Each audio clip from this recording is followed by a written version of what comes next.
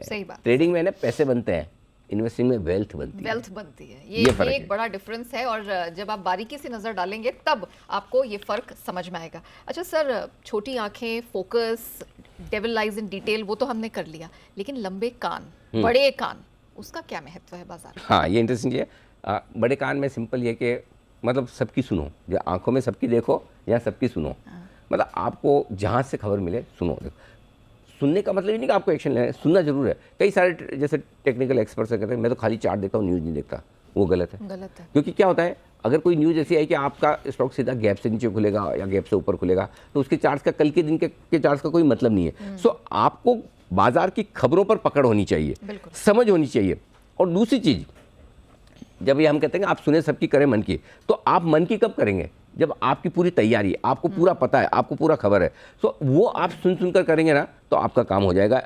दूसरी चीज़ ये कि बाजार के एक्शन को बाजार में आने से पहले पकड़ने की कोशिश करें। वो आपको कई बार चार्ट्स पे दिखता है, प्राइस और वॉल्यूम का एक्शन। तो लंबे कान हुए कि नज़र है, सुना है, आपको आंख से देखा, कान से सुना। कहते हैं ना वो बाजार में, buy on information, sell on news. Exactly. उल्टा ज़्यादातर लोग, अरे खबर आई थी फिर हमने लिया, हमें तो लगा बहुत अच्छी खबर है। अरे भाई साहब, बढ़िया है खबर, सब कुछ अच्छा है, लेकिन उसके पहले स्टॉक कितना चल गया वो तो देखो। और चार्ट्स में अगर आप देखोगे, चार्ट्स की सबसे बड़ी खूबसूरती खासियत यही है कि वो एक्शन होने के पहले, न्यूज़ आने के पहले चार्ट्स पे बनना शुरू हो जाता है, प्राइस और वॉल्यूम एक्शन आता है। तो पॉइंट सिंपल है, या तो आपकी नेटवर्किंग इतनी स्ट्रांग हो कि आपको बहुत सारी खबरें आए, जो कि होनी पॉसिबल है नहीं। दूसरी, आपकी इतनी रिसर्च हो नहीं सकती कि हर चीज़ आपको पता चले। तो ऐसे में बेहतर ये है कि आप थोड़ा सा ध्यान रखें, सोच समझ कर करें।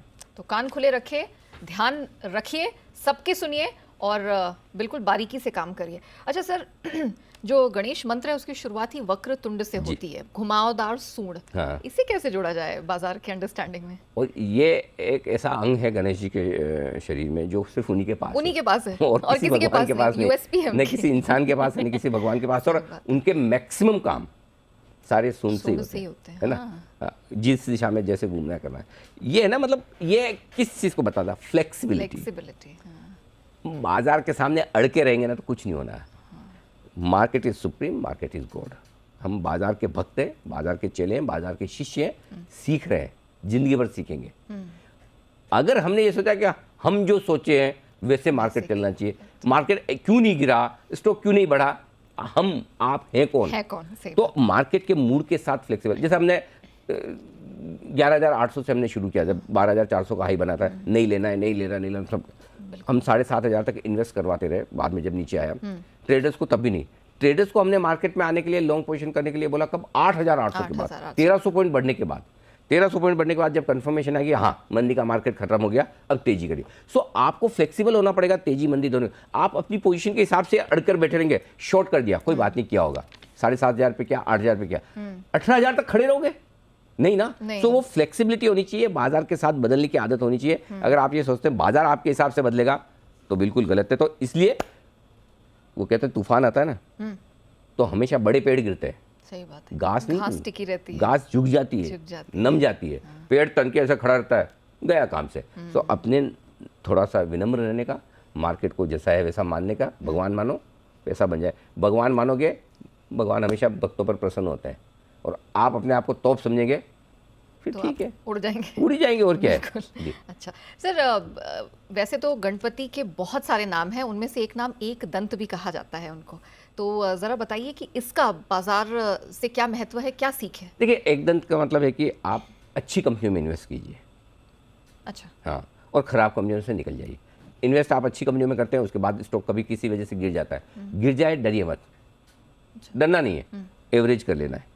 सो वो कहते हैं कि एकदम सारी बुराइयों को नष्ट करने वाला, यानी कि अच्छी कंपनियां खरीद कर, अगर आपको लगता है कि स्टॉक मेरे पोर्टफोलियो में सही है, मार्केट के मूड माहौल के साथ अगर नीचे आया है, तो एवरेजिंग करना ही करना है। तो एवरेजिंग वाला मामला जो है ना, वो अच्छी कंपनियों में इन्वेस्टर को करना है, ट्रेडर्स को नहीं, ये ध्यान रखें। ट्रेडर्स को तो बढ़ते हुए मार्केट में खरीदना है, घटते में बेचना है, और इन्वेस्टर्स को घटते हुए मार्केट में लेना है, बढ़ते हुए मार्केट में बेचना है। ओके। अच्छा सर, लंबोदर, लंबा उधर, तो ज़रा बताइए इसका क्या रेफरेंस है, मार्केट में महत्व क्या, क्या समझें? आप अपनी उम्र के हिसाब से इन्वेस्ट करें, उम्र के हिसाब से आप फंड खरीदें, आपकी जो उम्र में जो है उसके हिसाब से आपकी रिस्क होती है। आप अपनी रिस्क देखिए, अपना पेट देखिए, अपना हाजमा देखिए, है ना। पेट से ये सब मतलब आपकी कितनी रिस्क लेने की ताकत है। सही बात है। अब होता क्या है, लोग मोटा लॉस करते हैं, मोटा मुनाफा नहीं बनाते हैं। कितने लोग ऐसे हैं जो कोई स्टॉक ये सोच के खरीदते कि इसको मैं 10, 15, 20 साल रखूंगा, या कौन सा स्टॉक आप ये खरीदते कि इसको मैं 5 या 10 गुना होने के बाद बेचूंगा। बाद में, हाँ। तो वो थॉट प्रोसेस होनी चाहिए। कई लोगों को लगता है कि नहीं फटाफट ट्रेडिंग कर लें, जल्दी पैसा बन जाएगा। अगर आपको लगता है आप बना सकते हैं, बहुत अच्छी बात है। आपके पास 100 रुपये, 80 रुपये लॉन्ग टर्म इन्वेस्ट करके छोड़ दिए, 20 रुपये में ट्रेडिंग करके देख लीजिए, आपका शौक भी पूरा हो जाएगा।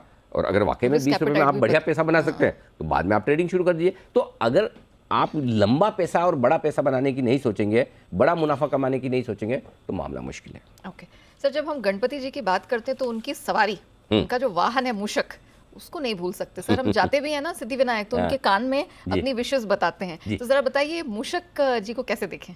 चूहे जितना नुकसान करें और गणपति जी जितना प्रॉफिट करें। क्या बात है। हाँ, उनके शरीर जितना प्रॉफिट करें और चूहे के शरीर जितना नुकसान करें, ये आपके लिए इसका मतलब ये है। और दूसरा ये कि अगर आप ट्रेडर हैं तो मूषक की तरह एक्टिव रहें, और अगर आप इन्वेस्टर हैं तो गणेश जी की तरह एक जगह, बोलते हैं गणेश जी एक जगह बैठ गए मतलब बैठ गए। तो अगर आप इन्वेस्टर हैं तो बैठ जाएं, और अगर आप ट्रेडर हैं तो फिर आप एक्टिव रहें। टक टक टक टक टक कैसे चूहा इधर से उधर निकल जाए, लिया बेचा खटाखट। भारतीय बाजारों की चाल फिलहाल तो उलझी हुई है, लेकिन आने वाले दिनों में भारतीय बाजारों में कुछ अलग ही देखने को मिलेगा। भारतीय बाजारों में सब कुछ चीज़ें धीरे धीरे बिगड़ती हुई नज़र आ रही है। जिस प्रकार से टैरिफ, जिसकी वजह से कल भारतीय बाजारों में ज़बरदस्त गिरावट देखने को मिली। करीब 255 पॉइंट की गिरावट निफ्टी में आई। सेंसेक्स भी करीब 850 पॉइंट गिरा। बैंक निफ्टी भी करीब 700 पॉइंट की गिरावट देखने को मिली, और अहम सपोर्ट जोन के नीचे भारतीय बाजार आता हुआ नजर आया। निफ्टी में 24,800 का अहम सपोर्ट जोन था, 750 का सपोर्ट जोन था, वो दोनों ही लेवल्स टूटते हुए नजर आए, और भारतीय बाजार 24,700 के ऊपर की क्लोजिंग देते हुए नजर आए। अब यदि कल 24,650, 24,500 का लेवल भी टूटता है निफ्टी में, तो दिक्कतें बढ़ेगी और बाजार 24,350 की तरफ जाता हुआ नजर आएगा। और ऊपर की तरफ देखिए तो फिर से यदि 24,750, 24,850 के लेवल्स टूटे तो बाजार 25,000 तक जाता हुआ नजर आएगा। और 25,000 इस बार निकला तो ऑल टाइम हाई के अनुमान आप लेकर चलिए, क्योंकि भारतीय बाजारों में पिछले 8 से 9 बार ऐसा हो चुका है जब बाजार 25,000 के लेवलों से फिसलता हुआ नजर आया है।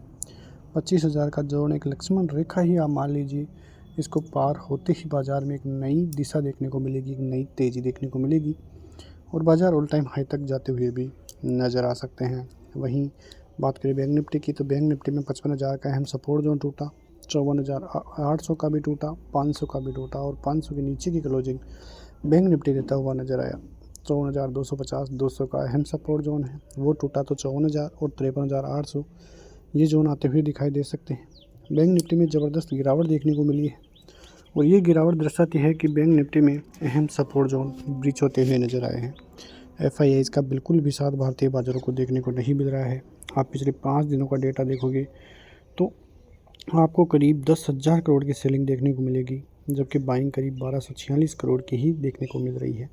तो सेलिंग का आंकड़ा तो अक्टूबर के महीने से ही बाज़ार में देखने को मिल रहा है, और यदि ये सेलिंग का आंकड़ा और बड़ा होता जाता है तो वो भारतीय बाज़ारों के लिए नेगेटिव अपॉर्चुनिटीज़ देखने को मिलेगी।